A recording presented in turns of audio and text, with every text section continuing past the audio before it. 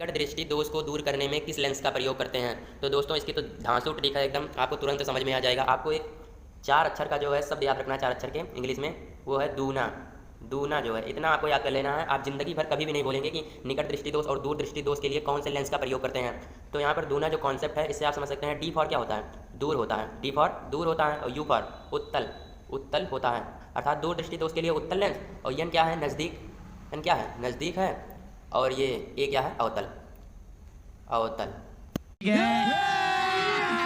अभी मजा आएगा ना भिड़ो। तो स्वागत है आपका आज की न्यू वीडियो में, जहां पर आज हम पॉलिटेक्निक एंट्रेंस एग्जाम के 2023 के कुछ मोस्ट इंपॉर्टेंट क्वेश्चन लेकर आए हैं। तो वीडियो देरी हुए बिना स्टार्ट कर देते हैं। तो यहाँ पर पहला सवाल हमारे सामने स्क्रीन पर है कि पहला सवाल कह रहा है कि ध्वनि का वेग अधिकतम होता है। तो ध्वनि का वेग अधिकतम तो वैसे आप देखेंगे निर्वात में होता है, मगर ये गलत है इन चारों ऑप्शन की अपेक्षा, क्योंकि जो स्टील में जो होता है ध्वनि का वेग वो सबसे ज़्यादा होता है। अर्थात निर्वात की अपेक्षा, इसकी अपेक्षा जो है 16 गुना स्टील में तेज़ी से गमन करता है। और तो दूसरे क्वेश्चन की ओर चलते हैं। तो दूसरा क्वेश्चन हमारा क्या कह रहा है? कह रहा है किसी वस्तु का ताप बढ़ने पर अणुओं की गतिज ऊर्जा बढ़ जाती है, घट जाती है, अपरिवर्तित रहती है, या इनमें से कोई नहीं। तो दोस्तों इसका राइट आंसर हो जाएगा बढ़ जाती है, क्योंकि हम अगर किसी भी वस्तु को हम टेम्परेचर देंगे तो क्या होगा? उसमें जो अणु होंगे वस्तु में वो तेज़ी से गति करने लगेंगे, अर्थात उनकी गतिज ऊर्जा जो है बढ़ जाएगी। तो राइट ऑप्शन ए नंबर हो जाएगा। तो आशा करता हूँ दूसरा क्वेश्चन भी आपको समझ में आ गया होगा। तो तीसरे क्वेश्चन की ओर चलते हैं। तीसरा क्वेश्चन हमारा क्या कह रहा है? रेखीय प्रसार गुणांक क्षेत्रीय प्रसार गुणांक तथा आयतन प्रसार गुणांक में संबंध होता है।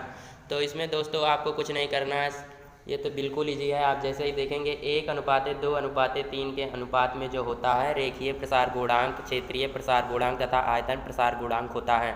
तो इसमें आपको ज़्यादा सोचना नहीं है। 1:2:3 इसका राइट आंसर हो जाएगा। लाइन से दिया है वो ऐसे ही समझ सकते हैं। तो तीसरा क्वेश्चन भी आपको समझ में आ गया होगा। चौथे क्वेश्चन की ओर चलते हैं। कौन सी ग्रीन हाउस गैस नहीं है? तो दोस्तों ग्रीन हाउस गैस जो हमारे वायुमंडल को नुकसान पहुंचाती है ज़्यादा होने पर, तो यहाँ पर कौन सी जो कह रहा है ग्रीन हाउस गैस नहीं है? तो यहाँ पर जो है हाइड्रोजन जो होता है, दूसरा नंबर बी ऑप्शन, ये ग्रीन हाउस गैस नहीं है। और बाकी ये सब कार्बन डाइऑक्साइड, मीथेन और डाई नाइट्रोजन ऑक्साइड, इसको हम अगर आपको ऑप्शन में ये भी दे सकता है, कार्बन डाइऑक्साइड को CO2 दे सकता है, और हाइड्रोजन को H2 दे सकता है, और मीथेन को CH4 दे सकता है, और डाई नाइट्रोजन ऑक्साइड को N2O, जिसको हम लाफिंग गैस भी कहते हैं, इस प्रकार ऑप्शन में दे सकता है। तो आपको डरना नहीं है, ये H2 को आपको सही मार देना है। तो राइट आंसर बी नंबर हो जाएगा। तो आपको चौथा क्वेश्चन भी समझ में आ गया होगा। अब चलते हैं पाँचवें क्वेश्चन की ओर। पाँचवा क्वेश्चन कह रहा है कि ऊष्मा तेज़ी से संचरित होती है। ऊष्मा सबसे तेज़ी से किस में संचरित होती है? तो इसका जो राइट आंसर हो जाएगा वो ऑप्शन नंबर ए हो जाएगा, विकिरण द्वारा। विकिरण में क्या होता है दोस्तों? ऊष्मा जो होती है तरंगों के रूप में चलती है, और चालन तो आप तार वार में देखते होंगे, जो तार दिया रहता है उसमें चालन द्वारा ऊष्मा उत्पन्न होती है। और संवहन में जो है उसमें अगर मान लीजिए पानी भरा है, तो अगर हम उसे टेम्परेचर देते हैं तो इसमें जो ऊष्मा होती है संवहन द्वारा इस अणु से उस अणु की ओर ऐसे स्थानांतरित, मतलब गति करती रहती है। तो यहाँ पर राइट आंसर जो हो जाएगा विकिरण द्वारा ये सबसे तेज़ी से ऊष्मा संचरित होती है। तो पांचवा क्वेश्चन भी आपको समझ में आ गया होगा। छठा क्वेश्चन क्या कह रहा है? छठा क्वेश्चन कह रहा है कि सूर्य के प्रकाश की ऊर्जा पृथ्वी तक पहुँचती है। तो दोस्तों सूर्य के प्रकाश की ऊर्जा जो है, ऊर्जा यहाँ पर थोड़ा गलत लिख दिया है दोस्तों, इसको सही से लिख लीजिएगा। ऊर्जा ऐसे लिखा मिलेगा आपको। तो यहाँ पर क्या कह रहा है? सूर्य के प्रकाश की ऊर्जा पृथ्वी तक पहुँचती है। तो दोस्तों चालन में हमने बता ही दिया कि तार में ऊर्जा गमन करती है ऐसे, और संवहन में पानी से आप समझ सकते हैं। और चालन और संवहन ये तीनों गलत हो जाएगा, अर्थात विकिरण द्वारा। सूर्य की जो आप वैसे ही जानते हो कि सूर्य की जो प्रकाश की किरणें होती हैं तरंगों के रूप में भी गमन करती हैं। तो इसका राइट आंसर जो हो जाएगा विकिरण द्वारा हो जाएगा। ऑप्शन नंबर ए इसका राइट ऑप्शन हो जाएगा। तो सातवें क्वेश्चन की ओर चलते हैं। कह रहा है यदि समतल दर्पण को 10 डिग्री घुमा दिया जाए तो परावर्तित किरण घूमेगी। तो दोस्तों समतल दर्पण दिया है, समतल दर्पण दिया है, कह रहा है कि इसको अगर हम 10 डिग्री घुमा दें, मतलब यहाँ से प्रकाश किरण आई, ऐसे चली गई परावर्तित किरण, और इसी को कह रहा है अगर हम समतल दर्पण को 10 डिग्री मान लीजिए इतना घुमा दें तो परावर्तित किरण कितना घूमेगी। तो दोस्तों परावर्तित किरण जो है इसकी दुगनी घूम जाएगी, अर्थात इसकी जो हो जाएगी 20 डिग्री। 20 डिग्री इसका राइट ऑप्शन हो जाएगा, अर्थात बी नंबर जो है इसका करेक्ट ऑप्शन होगा। तो बी नंबर यहाँ पर राइट आंसर हो जाएगा। दोस्तों आपको समझ में आ गया होगा। अब हम चलते हैं 8वें क्वेश्चन की ओर। 8वां क्वेश्चन तो बिल्कुल ईजी है, आपने हाई स्कूल इंटर कहीं ना कहीं तो इसे पढ़ ही लिया होगा कि प्रकाश के तरंगदैर्ध्य की पराश होती हैं। तो यहाँ पर दोस्तों प्रकाश के तरंगदैर्ध्य की प्रकाश 3900 से 7800 एंगस्ट्रॉम होती है।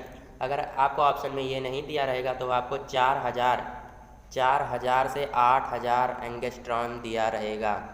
एंगस्ट्रॉम आपको ऐसे मिल सकता है, एंगस्ट्रॉम। तो इसका जो राइट ऑप्शन हो जाएगा वो हो जाएगा बी नंबर, इसका राइट ऑप्शन होगा।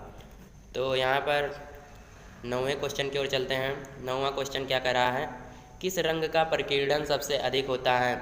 इसको भी आपने अच्छे से पढ़ ही लिया होगा कहीं ना कहीं, क्योंकि हम जानते हैं जो प्रिज्म होता है, जब यहाँ पर मान लीजिए कोई प्रिज्म रहता है, अगर कोई श्वेत प्रकाश की किरण जाती है तो यहाँ से वो 7 रंगों में डिवाइड हो जाती है, 7 रंगों में डिवाइड हो जाती है।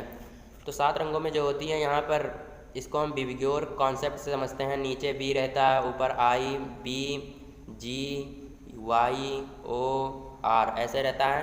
तो सबसे ज़्यादा जो प्रकीर्णन होता है, अर्थात सबसे ज़्यादा जो किरण मुड़ जाती है वो बी, यानी कि इसको कहते हैं बैगनी, बैगनी वाला ये होता है। तो बैगनी इसका राइट ऑप्शन हो जाएगा, इसका प्रकीर्णन सबसे अधिक होता है। डी नंबर जो है इसका राइट ऑप्शन हो जाएगा। अगर सबसे कम पूछता है तो आर, आर यहाँ पर दिया है, अगर पूछेगा किस रंग का प्रकीर्णन सबसे कम होता है तो जो हो जाएगा लाल, लाल हो जाएगा। और अगर तरंगदैर्ध्य की बात करें, जिस रंग का प्रकीर्णन सबसे अधिक होता है अर्थात बैगनी रंग का, उसकी जो तरंगदैर्ध्य है वो सबसे कम होती है। जब उसका ज़्यादा प्रकीर्णन हो जाता है तो वो ज़्यादा दूर ट्रैवल नहीं कर पाती है वो प्रकाश, तो इसलिए उसकी तरंगदैर्ध्य सबसे कम हो जाती है, अर्थात बैगनी की तरंगदैर्ध्य सबसे कम रहेगी। और अगर तरंगदैर्ध्य सबसे ज़्यादा की बात करें तो लाल रंग की होगी। ओके दोस्तों, आपको समझ में आ गया होगा। अब हम चलते हैं 10वें क्वेश्चन की ओर। तो 10वां क्वेश्चन यहाँ पर लिखने से मिट भी गया है, तो हम 11वें क्वेश्चन की ओर चलते हैं। तो दोस्तों यहाँ पर 11वां क्वेश्चन कह रहा है किस दर्पण से बने प्रतिबिंब का आवर्धन सदैव 1 होता है। तो दोस्तों ये 1 होता है, अर्थात ये क्या, समतल दर्पण आपको वैसे दिख रहा होगा 1 में, समतल दर्पण, अर्थात इसका जो राइट ऑप्शन हो जाएगा सी नंबर हो जाएगा। आपको कुछ भी इसमें दिक्कत लेने की बात नहीं है, ट्रिक से आप समझ सकते हैं। जिस रंग का आवर्धन 1 होगा अर्थात देख सकते हैं 1, और ये समतल दर्पण का काम करेगा। तो आप इस ट्रिक के माध्यम से समझ सकते हैं। तो 11वें के बाद हम 12वें क्वेश्चन पर चलते हैं। कौन सा दर्पण समांतर किरण पुंज को अपसारित कर देता है। तो दोस्तों यहाँ पर अपसारित का मतलब आपको समझ में आना चाहिए कि अपसारित का मतलब होता क्या है। तो अपसारित का मतलब फैलाना होता है कि कोई दर्पण जो है किसी समांतर प्रकाश की किरण को कौन सा दर्पण फैला देता है। तो दोस्तों यहाँ दर्पण जो होता है प्रकाश किरणों को फैला देता है। अगर यहाँ से कोई प्रकाश की किरणें समांतर आएंगी तो ऐसे चली जाएगी, ऐसे चली जाएंगी, कोई भी प्रकाश की किरण ऐसे चली जाएंगी। तो यहाँ पर राइट ऑप्शन जो हो जाएगा अवतल दर्पण, इसका राइट ऑप्शन हो जाएगा, अवतल दर्पण इसका राइट ऑप्शन हो जाएगा। तो यहाँ पर अब 13वें क्वेश्चन की ओर चलते हैं। जल में जो डूबी हुई क्षण होती है वो डूबी हुई क्षण जो है मुड़ी हुई प्रतीत होती है, इसका कारण क्या है। इसका कारण आपको पता होगा कि इसका कारण जो होता है वो होता है अपवर्तन। अपवर्तन में जो हमें पेंसिल होती है किसी पानी में, आप देखेंगे टैंक में नहीं, आप गिलास में अगर लेकर देखेंगे उसमें पानी भरा होगा अगर, तो अगर आप उसमें पेंसिल डालेंगे तो ऐसे मुड़ी हुई प्रतीत होती है। तो इसका कारण अपवर्तन है दोस्तों, यहाँ पर राइट ऑप्शन बी नंबर हो जाएगा। तो आपको 13वां क्वेश्चन भी समझ में आ गया होगा। 14 नंबर क्वेश्चन क्या कह रहा है, किस माध्यम में प्रकाश तेजी से गमन करेगा। तो दोस्तों यहाँ पर इसका राइट ऑप्शन जो हो जाएगा वो हो जाएगा जल में। जल में जो होता है प्रकाश तेजी से गमन करता है। यहाँ पर जो कैरोसिन है, ये केरोसिन का मतलब होता है मिट्टी का तेल, मिट्टी का तेल। अगर आपको पता था तो कुछ अच्छी बात है। केरोसिन का मतलब होता है मिट्टी का तेल। और क्वार्टज में तो बिल्कुल नहीं होगा और बेंजीन में भी नहीं होगा। जल इसका जो होता है राइट ऑप्शन हो जाएगा। तो यहाँ पर हम 15वें क्वेश्चन की ओर चलते हैं। किसी उत्तल लेंस की फोकस दूरी f सेंटीमीटर हो तो उसकी क्षमता होगी। उसकी क्षमता दोस्तों p पूछा है, क्या होगा अगर किसी उत्तल लेंस की फोकस दूरी f है तो उसकी क्षमता p बराबर क्या होगी। दोस्तों यहाँ पर सेंटीमीटर दिया है, अगर सेंटीमीटर दिया होता है तो हम 100 अपॉन क्या लिखते हैं, f लिखते हैं। अगर मीटर दिया रहता है तो 1 अपॉन f लिखते हैं डायोप्टर में। ठीक, तो यहाँ पर क्या कह रहा है, सेंटीमीटर में कह रहा है, तो सेंटीमीटर में ये वाला हमारा जो हो जाएगा राइट ऑप्शन, p बराबर 100 अपॉन f। तो यहाँ पर ऑप्शन में ये देखिए प्लस में दिया है, यही इसका राइट ऑप्शन हो जाएगा। यहाँ पर जो माइनस में दिया है ये गलत रहेगा, ये भी जो प्लस माइनस में दिया है ये भी गलत रहेगा। तो यहाँ पर राइट ऑप्शन जो हो जाएगा सी नंबर इसका राइट ऑप्शन हो जाएगा। तो आशा करता हूँ आपको ये भी समझ में आ गया होगा। तो 16 नंबर क्वेश्चन क्या कर रहा है, उत्तल लेंस का प्रयोग किया जाता है। उत्तल लेंस का प्रयोग तो आप जानते हैं दूरदर्शी में भी किया जाता है और सूक्ष्मदर्शी में भी किया जाता है और दृष्टि दोषों को दूर करने में भी उत्तल लेंस का प्रयोग किया जाता है। तो इसका राइट ऑप्शन जो हो जाएगा डी नंबर इसका राइट ऑप्शन होगा। सभी में उत्तल लेंस का प्रयोग किया जाता है। तो अब चलते हैं 17 नंबर क्वेश्चन की ओर। 17 नंबर क्वेश्चन क्या कह रहा है, किसी बिंदु पर प्रतिबिंब बनाने के लिए आवश्यक किरणों की संख्या होनी चाहिए। तो दोस्तों ये तो आपको वेरी इजी क्वेश्चन है। अगर किसी भी बिंदु पर प्रतिबिंब बनना चाहिए तो उसके लिए 2 किरणें जब तक नहीं जाएंगी तब तक प्रतिबिंब कभी नहीं बनेगा। जब 2 किरणें यहाँ से जाती हैं, एक यहाँ से और एक प्रकाशिक केंद्र यहाँ से जाती हैं, तो यहाँ पर जो बिंदु बनता है यहाँ पर हमारा प्रतिबिंब बनता है। तो इसका राइट ऑप्शन क्या हो जाएगा, इसका राइट ऑप्शन हो जाएगा डी नंबर, अर्थात डी नंबर नहीं सॉरी दोस्तों, बी नंबर इसका राइट ऑप्शन हो जाएगा। 2 किरणों से ही जो प्रतिबिंब बनता है। आप तो 18 नंबर क्वेश्चन की ओर चलते हैं। इसमें कह रहा है मनुष्य की आँख वस्तु का प्रतिबिंब आँख के जिस भाग पर बनाती है। तो यहाँ पर जो आँख के भाग पर बनाती है वो कौन सा भाग होता है, ये वाला भाग होता है, ये वाला भाग होता है। इसको हम क्या कहते हैं, इसको हम रेटिना कहते हैं, रेटिना। तो इसका राइट ऑप्शन क्या हो जाएगा, इसका राइट ऑप्शन डी नंबर हो जाएगा, रेटिना। ठीक, तो आपको समझ में आ गया होगा। तो अगर इस क्वेश्चन में पूछेगा कि प्रकाश जो है कहाँ से गमन करता है, मतलब सबसे पहले आँख के किस भाग पर पड़ता है, तो दोस्तों यहाँ पर एक उभरा हुआ भाग होता है, जिसे हम क्या कहते हैं, जिसे हम कॉर्निया कहते हैं। तो कॉर्निया से प्रकाश प्रवेश करता है आँख में।